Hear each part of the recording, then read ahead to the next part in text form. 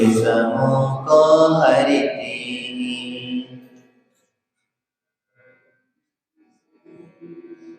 सम्य भाव का धन जिनके जीवन में इकट्ठा हो जाता है, वही व्यक्ति निज और वर के हित का साधन कर पाता है। क्योंकि व्यक्ति आज इतना मतलबी है कि वह सिर्फ अपनी सोचता है और अपने लिए अनेक प्रकार के संसाधन जुटाने का पुरुषार्थ करता है। और जब तक अपने लिए ही साधनों में लगा रहता है, तो यही कारण है कि पर की चिंता है किसको? पर की चिंता किसी को नहीं है, वो तो सिर्फ अपना सोच रहा है। आप पूजा करते हो, भक्ति करते हो, स्वाध्याय करते हो, तो किसके लिए करते हो? किसी और के लिए नहीं, तुम स्वयं के लिए करते हो। और अपना स्वयं का स्वार्थ सिद्ध हुआ तो भगवान से भी कोई लेना देना नहीं है और पूजा से भी कोई लेना देना। जब तक स्वार्थ लगा हुआ है तब तक तो हम भक्ति कर रहे हैं, तब तक तो हम अपना निज का स्वार्थ है, इसीलिए हम लगे हुए हैं। और इसीलिए कहते हैं हित का निज के हित। वह वास्तविकता में देखा जाए तो निज हित का साधन हम कर ही नहीं रहे हैं। एक तरह से हम देखें तो निज का हित का जो साधन है वो मात्र पूजा में नहीं अटकता, वो मात्र अभिषेक आदि में नहीं अटकता, वो मात्र स्वाध्याय में नहीं अटकता। निज हित का साधन वाला व्यक्ति तो वो होता है, वो तो कहीं से भी मिले, कैसे भी मिले, अपना स्वयं का हित का साधन जुटा लेता है। तो एक प्रकार से नहीं, एक व्यक्ति से नहीं, निज के हितों के लिए वह सोचता है। तो व्यक्ति हर व्यक्ति अपने अपने हित के लिए सोचता है। कौन नहीं सोचता? सब सोचते हैं। इसी प्रकार से और पर का हित चाहने वाले जो साधक हैं, जो मुनिराज हुआ करते हैं, वही एक ऐसे मुनिराज हैं, हमारे तीर्थंकर प्रभु हैं कि वो सिर्फ निज का भी साधन सोचें और पर का भी मार्ग प्रशस्त किया। भगवान आदिनाथ स्वामी ने पास में जब दुखी होकर के सारी प्रजा पहुंची और कहा कि भगवान जब कल्प वृक्ष समाप्त हो गए और समाप्त होने के पश्चात जब उनके पिता के पास गए, पिता ने कहा कि तीर्थंकर साक्षात यहाँ विराजमान हैं, तो उन्हीं से क्यों ना हम इसका मार्ग खोजें, इसका रास्ता खोजें। तभी भगवान ने कहा था ऋषि बनो या कृषि करो, ऋषि बनो या कृषि करो। यानी कि निज का साधन खोजना है तो ऋषि बनो और पर का साधन खोजना है तो कृषि करो। कि पर का साधन है व्यापार आदि करना, खेती बाड़ी करना, वाणिज्य आदि विद्या आदि का प्रयोग प्राप्त करना, ये सारा का सारा पर का साधन है। तुम निज का साधन नहीं है, ये निज के हित की बात नहीं है। मुझे बताओ, तुम्हारे पास जितना परिग्रह है और इतना परिग्रह होने के बाद में कि तुम कहां जाओगे? कहां जाओगे? आचार्य उमा स्वामी तत्व सूत्र में कहते हैं परिग्रह सुनरकस्य। जो व्यक्ति परिग्रह के प्रति मूर्छा धारण करता है वह नरक गति का प्राप्त हो जाता है। अब आप स्वयं सोच लो, जिन जिन के पास में परिग्रह है वो कहां जाएंगे? कहां जाओगे? हाँ, कहां जाओगे बताओ? तो नरक गति का ही गामी बनेगा, कहीं और के लिए नहीं बनेगा। तो ये किसके लिए? इतना जो कुछ दुकानदारी कर रहे हो, व्यापार कर रहे हो, उम्र हो गई है, जितनी भी पूजा पाठ कर रहे हो, जो कुछ कर रहे हो, किसके लिए कर रहे हो? स्वयं के लिए या पर के लिए? पर के लिए। हम पर की चिंता में इतने दुखी हैं कि अपनी स्वयं की चिंता भूल जाते हैं। हम पर के लिए इतना सब कुछ समय दे देते हैं, अगर पर की चर्चा होने लग जाए, दूसरों की निंदा होने लग जाए, दूसरों की बुराई होने लग जाए, तो अभी देखो यहाँ तुरंत ऐसे सारी पूजा पाठ छोड़ करके क्या होगा? सारी पूजा पाठ छोड़ करके सारा ध्यान कहाँ हो जाएगा? क्या कह रहा है, क्या बोल रहा है। अगर किसी से लड़ाई, पड़ोसी में लड़ाई हो जाए, तो तमाशा देखने वाले लोग इतने सारे आ जाएंगे, क्योंकि उस समय पर उन्हें आनंद हो। पर की चर्चा है, पर के बारे में है, अरे दोनों लड़ रहे हैं तो ठीक है, तुम क्यों जाकर के वहां अनुमोदना कर रहे हो? तुम क्यों जाकर के वहां अपनी उपस्थिति दर्ज करा रहे हो? और तुम्हें देख देख करके उसे और बल मिल रहा है। तो जहां तुम इकट्ठे ना हो, तुम पहुंचो ना, तुम उसे सपोर्ट ना करो, तो उसकी हिम्मत है। तुम अगर कोई तुम्हारे सामने किसी की निंदा कर रहा है, किसी के बारे में गलत बोल रहा है, और तुम उसे सुनो ना, तो बताएगा तुमको? बोलेगा? नहीं बोलेगा। तो पर की चिंता करना छोड़ दो, सबसे बड़ी बात यह कहते हैं। लेकिन यहाँ तो आचार्य भगवंत कहते पर और स्वयं की चिंता दोनों भी नहीं करते हैं, ये तो मात्र साधन करते हैं, चिंता नहीं है इन्हें, ये तो साधन जुटा रहे हैं। और साधन क्या है? संसार बढ़ाने वाला साधन इनके पास नहीं मिलेगा। इनके पास तो आत्मा का हित और पर आत्मा का हित साधन, वो साधन मिलेगा। इनके पास तो वो मार्ग मिलेगा। इनके मार्ग पर चलने से दोनों भी, यह लोक भी सुधरेगा और परलोक भी सुधर जाएगा, वो विशेष मिलेगी। यहाँ पर वही कहते हैं, निज बल के हित साधन में जो निष्दिन तत्पर रहते हैं, ऐसी मुनिराज जो होते हैं, तीर्थंकर भगवान जो होते हैं, वही इस कार्य में तत्पर रहते हैं।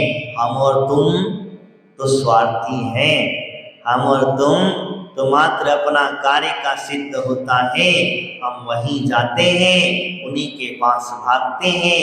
इसीलिए मैं आपसे चर्चा कर रहा था, वास्तविकता में वो स्वार्थ त्याग की कठिन तपस्या बिना खेद जो करते हैं, ध्यान रखना मैं आगे जो समझा रहा हो, क्योंकि जब तक निज और पर के हित का साधन की भावना नहीं आएगी, ध्यान रखना, हृदय में हित, स्वयं का साधन, हित क्या करना, स्वयं के मार्ग, मोक्ष मार्ग पर कैसे आप बढ़े, मोक्ष मार्ग पर आप कैसे चले, रत्नात्रय को कैसे धारण करें। आप पूर्ण रत्नात्रय धारण करे बगैर निज का साध्य सिद्ध होने वाला नहीं है, क्योंकि सबसे बड़ा देह व्यक्ति का वही होता है, वह होता है रत्नात्रय।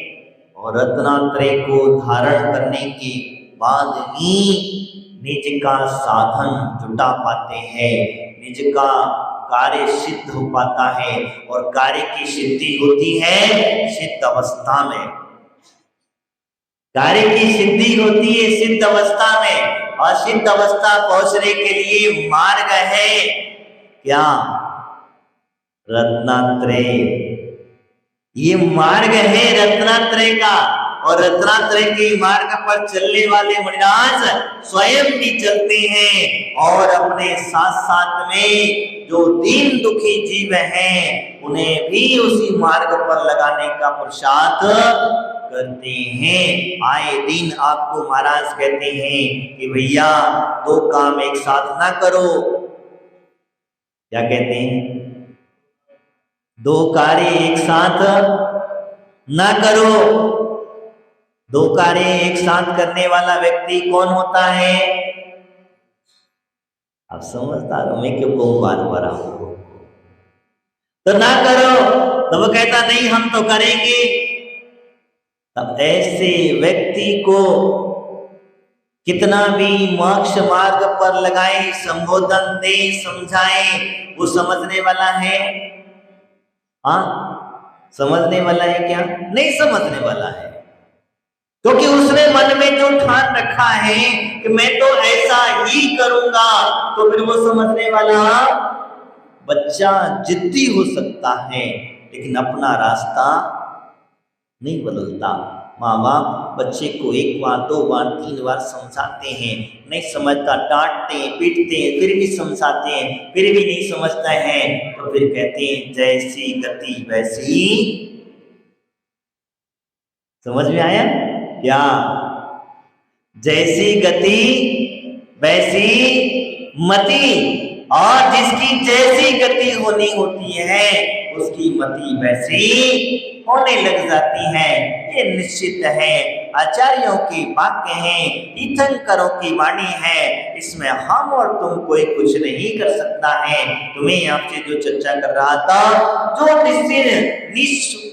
निज और पर की मोक्ष मार्ग पर लगाने के भाव होते हैं, उसके सामने चाहे कुछ भी हो वो तो तत्पर रहते हैं। और ऐसा ही व्यक्ति स्वार्थ त्याग की कठिन साधना करता है, तपश्चर्या करता है, क्योंकि स्वार्थ को त्याग देना ये सबसे बड़ी बात है। क्योंकि हर व्यक्ति अपने अपने स्वार्थ के लिए पूजा कर रहा है। आपने सुन रखा है, आपने मुनिराजों के, आचार्यों के, मुखवंतों के मुख से सुन रखा है कि पूजा करने से पूज्यता प्राप्त होती है। ये सुना है ना? गलत तो नहीं कह रहे हो? पूजा करने से पूज्यता प्राप्त होती है, ये आपने सुन रखा है। स्वाध्याय करने से परम तप होता है, ये आपने सुन रखा है। कर्म सबसे बड़ा तप है स्वाध्याय, तो इसलिए आप पूजा के साथ साथ स्वाध्याय कर लेते हो। आपने सुन रखा है कि मुनिराजों को आहार दान देने से भूमि मिलेगी, सुन रखा है आपने। भगवान का अभिषेक करने से हमारा अभिषेक एक ना एक दिन हो जाएगा, ये निश्चित हमने सुन रखा है। तो यानी कि आपने स्वार्थी हो? हाँ, आप स्वार्थी हो। आप भगवान का अभिषेक इसलिए कर रहे हो कि मेरा एक दिन अभिषेक हो जाएगा, इसलिए पूजा इसलिए कर रहे हो कि आप मेरे एक दिन मेरे पूजित गुण प्राप्त हो जाएंगे, इसलिए मैं मुनिराजों को आहार दे रहा हूँ, इसलिए कि हमें वो भूमि में जाकर के जन्म मिलेगा, इस नरक गति से छुटकारा मिल जाएगा। ये सब भावनाएं मत छोड़ देना। निस्वार्थ, मेरा कोई भाव नहीं है। मैंने कल भी बताया था कि भक्ति करते समय ये भाव मत रखना कि इसके बदले में मुझे ये मिल जाए, ये स्वार्थ मत लगाना। ये मत सोच लेना कि मैंने एक माला नमोकार मंत्र की फेरी है तो नमोकार मंत्र की फेरने से मेरे को बहुत सारे पाप होगा, शांत हो जाएंगे और अनेक प्रकार पुण्य की प्राप्ति हो जाएगी। ये दिमाग में मत लगाना, ये मत सोचना मैं तो मेरा कर्तव्य कर रहा हूं। तुम्हारा कर्तव्य है क्या? 60 आवश्यक कर्तव्यों को करना। कौन से 60 आवश्यक? देवी पूजा, गुरु उपासनी, स्वाध्याय, और क्या है? संयम, तप और त्याग। ये तुम्हारे 60 आवश्यक कर्तव्य हैं। और ये कर्तव्य स्वार्थ पूर्वक करोगे तो कर्तव्य की पूर्ति कहां होगी? इसीलिए कहा जाता है कि हमारे दिगंबर मुनिराजों को किसी से कोई स्वार्थ नहीं है। तुम सुनोगे तो ठीक, ना सुनोगे तो भी ठीक। मेरा तो काम है मोक्ष मार्ग को प्रशस्त करना। मेरा तो कार्य है बताना, और सुन लोगे तो तुम्हारे जीवन का कल्याण हो जाएगा। जैसे मैंने मोक्ष मार्ग प्रशस्त कर लिया, वैसे तुम्हारा भी मोक्ष मार्ग प्रशस्त हो जाएगा। नहीं सुनोगे तो भैया ठीक है, एक बार कहेगा, कोई 2 बार कहेगा, 3 बार कहेगा, फिर चौथी बार कहे तुम्हें जैसा देखा है वैसा करो। मैं तो उपदेश दे रहा हूं, वह बता रहा हूं, मैं कठिन स्वार्थ को त्याग करके कर रहा हूं।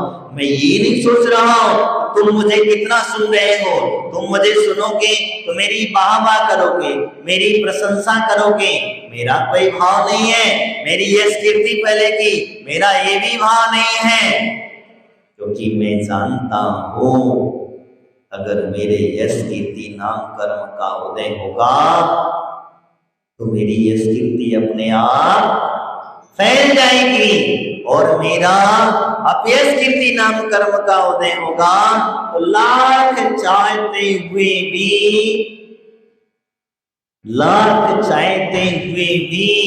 वह उसकी यश कीर्ति कभी फैलने वाली नहीं है। ये बात निश्चित समझना। लेकिन हमारे क्या मुनिराज अपनी कठिन साधना छोड़ना बंद कर देते हैं? क्या अपनी चर्या करना बंद कर देते हैं? नहीं, वो तो कहते हैं उनकी चर्या से उन्हें कोई फर्क नहीं पड़ता है, वो तो अपने आप में रमण करते हैं। भगवान महावीर स्वामी ने इतने जीवों को मोक्ष मार्ग का उपदेश दिया, भगवान आदिनाथ स्वामी ने लेकर के 23 के 23 तीर्थंकरों ने उपदेश दिया, तो उनमें से सभी के सभी जीव ऐसा तो नहीं कि मोक्ष चले गए, सभी के सभी जीवों ने मुक्ति को प्राप्त कर लिया, ऐसा तो नहीं हुआ। कहीं अब जाएंगे और जा सकते हैं, आगे भी कहीं उन्हें प्राप्त होगा, तो लेकिन कभी भगवान ने ये नहीं कहा। बताओ, भगवान आदिनाथ स्वामी के समय पर कितने सारे जैन श्रावक रहे होंगे, जिन्हें भगवान को मानने वाले रहे होंगे, जहां मात्र जैन धर्म दिखता होगा। भगवान की समोसरण की जब गणना आती है, कितनी श्रावक और कितनी श्राविकाएं थी, लाख क्या, तो कितने, जहां इधर देखो तब मात्र संवत्सर में क्या उतने ही श्रावक श्राविकाएं थी। भगवान महावीर स्वामी का संवत्सर की गणना जब की जाती है, कितने लाख, इतने करोड़, इतने मुनिराज, इतने साधु थे, इतनी हरिकाएं थी, क्या उतनी ही थी? तो जितने सारे भव्य जीव, इतने करोड़ों जिसकी आबादी हो, जिस भरत क्षेत्र में इतने इतने सारे श्रावक हो, क्या मात्र उतने ही थे? नहीं भैया, ये जरूर जो सच्चे श्रावक थे वो उतने ही थे। समझ में आया? जो निस्वार्थी थे, भक्तिवान थे, भगवान के प्रति उनकी भक्ति थी, वो उतने ही थे। सच्चे श्रावक जो थे वो उतने ही थे, सच्ची श्राविकाएं उतनी थी, मुनिराज भी उतने ही थे। ऐसा हो सकता है, बाकी के सामान्य तो बहुत है, सामान्यों की गिनती कहीं नहीं होती है।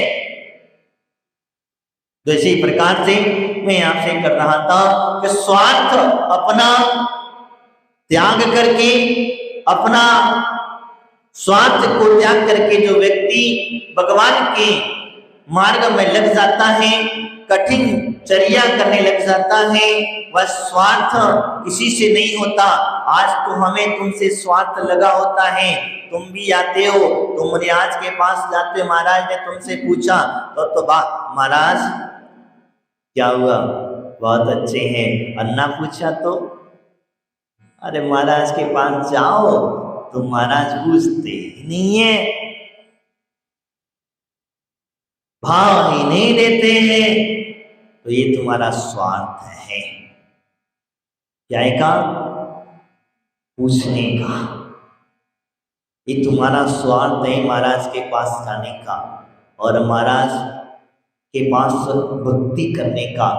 आप भगवान की पूजा करते हो, भक्ति करते हो, अगर आपकी कार्य की सिद्धि नहीं होती तो क्या करता, इतनी पूजाएं करी, इतना स्वाध्याय किया, भगवान हमारी तरफ देखते नहीं है, हमारे ऊपर उनकी कृपा दृष्टि नहीं है।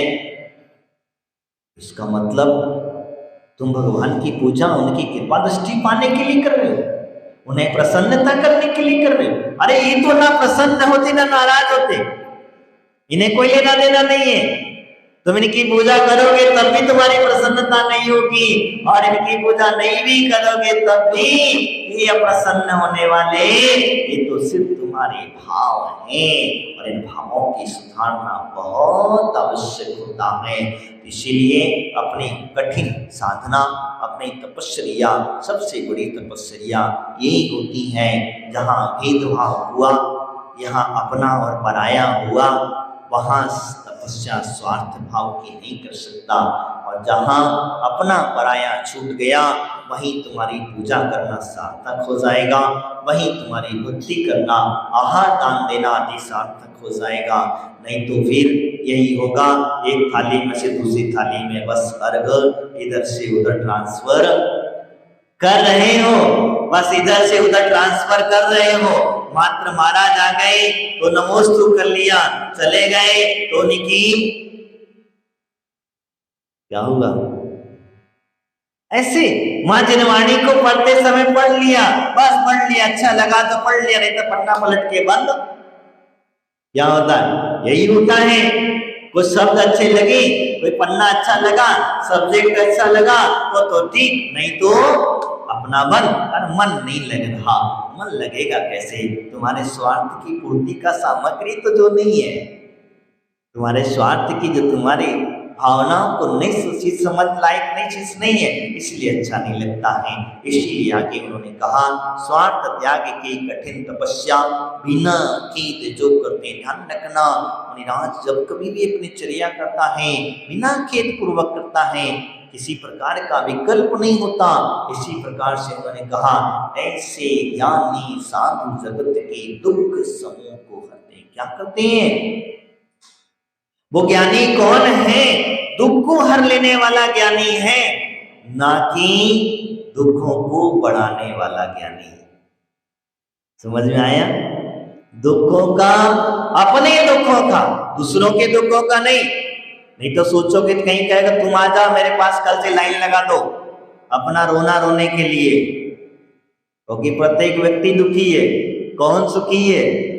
आज के संसार में कोई सुखी नहीं है, सब दुखी है। कोई धन से दुखी, कोई तन से दुखी, कोई मन से दुखी, कोई क्रिया से दुखी, कोई किसी से दुखी। वो दुखी है तो दुख का निवारण मेरे पास नहीं है। दुख का निवारण तो तुम्हारे पास ही है, और तुम्हारे दुख का साधन, निवारण करने का साधन भी तुम्हें ही करना पड़ेगा। इसीलिए जो ज्ञानी जन होते हैं, मुनिराज होते हैं, वो अपने आए हुए दुख का जो है बिना खेद वहे वास्तविकता कहा जाता है, दुख समूह को अपने आप हर लेते हैं। ना ही क्योंकि वो जानते हैं, ज्ञान से समझते हैं, क्योंकि दुख आया है तो सुख भी आएगा। जो पूर्व में मैंने जैसे जैसे कर्म बांधे हैं, उन कर्मों का फल मुझे अवश्य प्राप्त होगा। मैंने अच्छे कर्म बांधे हैं तो मुझे अच्छे फल मिलेंगे, मैंने बुरे कर्म बांधे हैं तो मुझे बुरे फल मिलेंगे। मैंने अगर जिनवाणी गुरु के मुख से सुनी है, गुरु की बातें मैंने तल्लीनता पूर्वक सुनी है, टालम टोली नहीं करी है, तो कल तुम्हारी बात को तुम्हारे बच्चे अवश्य सुनेंगे। वह आपकी बातों पर ध्यान दे करके सुनेंगे। और अगर आपने गुरु की वाणी, प्रभु की वाणी को ध्यान से नहीं सुना, अगर टालम टोली करे, आड़कापन इधर कर रहे, इधर मन जा रहा है, नहीं लग रहा है, अनेक अनेक प्रकार से, तो ध्यान रखना आप अज्ञानी भी हो सकते हो। आपके बच्चे छोड़ो, आपका परिवार छोड़ो, कोई नहीं सुनेगा। ये बात मैं नहीं कह रहा, भगवान की वाणी है, मेरी नहीं है, मैं कुछ नहीं